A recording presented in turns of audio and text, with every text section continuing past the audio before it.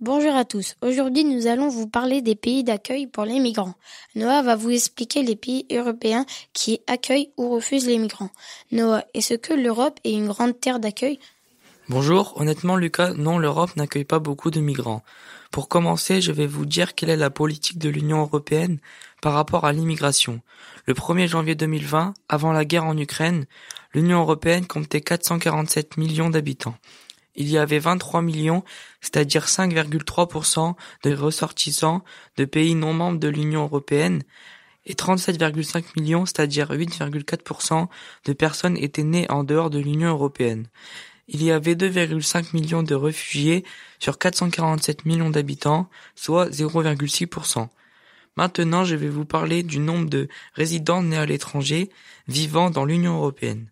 Prenons 3 exemples. Pour l'Union européenne, il y a 8,4%, pour les États-Unis, il y a 15,3%, et pour l'Australie, il y a 30,1% nés à l'étranger.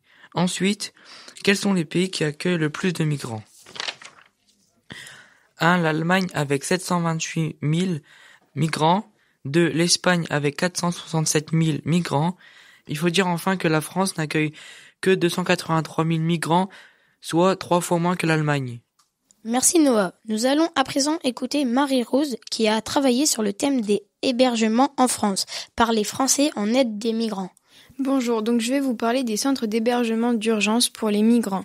Un centre d'hébergement, c'est une solution d'hébergement temporaire gratuit pour les gens sans logement, en réinsertion sociale, avec des difficultés économiques, avec des problèmes de santé ou encore des problèmes familiaux. Il y a 2 types de centres d'hébergement. Il existe les centres d'hébergement d'urgence, CHU, et les centres d'hébergement et de réinsertion sociale, CHRS. Pour pouvoir trouver les centres, on peut appeler le 115, donc le SAMU, pour avoir des informations sur les possibilités d'hébergement d'urgence ou aller directement dans les centres. On trouve des centres d'hébergement dans toute la France. Une fois que les migrants ont trouvé un centre, ils y sont logés jusqu'à avoir officiellement le statut de réfugié. Pour les migrants qui demandent l'asile, ils sont hébergés dans l'attente de leur titre de séjour. Intéressant Marie-Rose. Maintenant, Amélia va vous parler des associations en Europe qui viennent en aide aux migrants. Bonjour, parmi toutes les associations en Europe qui accueillent les migrants, nous allons vous en présenter 3 plus précisément, la CIMAD, Zynga et France Terre d'Asile.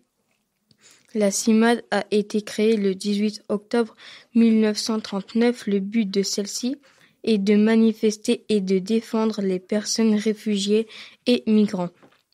L'association Zynga a été créée en 2012. C'est une association française qui facilite l'intégration des réfugiés dans la société. L'association accompagne aussi les réfugiés. Et pour finir, l'association France Terre d'Asile a été créée en 1970 et en partenariat avec le HCR. Le HCR signifie le Haut Commissariat des Nations Unies pour les réfugiés. 5000 personnes sont ainsi prises en charge par France Terre d'Asile sur tous les territoires français. Merci de nous avoir expliqué, Amélia. Pour finir, je vais évoquer la ville de Calais, qui accueille de nombreux migrants qui attendent de pouvoir partir en Angleterre.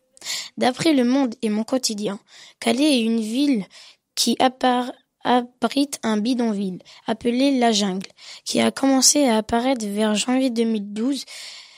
Il y a plus de 2000 migrants et ils vivent dans des tentes.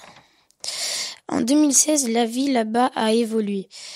Il y avait presque plus de tentes, mais des conteneurs, des écoles et des magasins. Les migrants voulaient donc rester à Calais. Mais en 2022, le bidonville de Calais est surpeuplé. Environ 194% de plus de migrants. Les migrants veulent rejoindre l'Angleterre car ils n'ont plus de place. Il y a aussi le combat entre les forces de l'ordre et les migrants.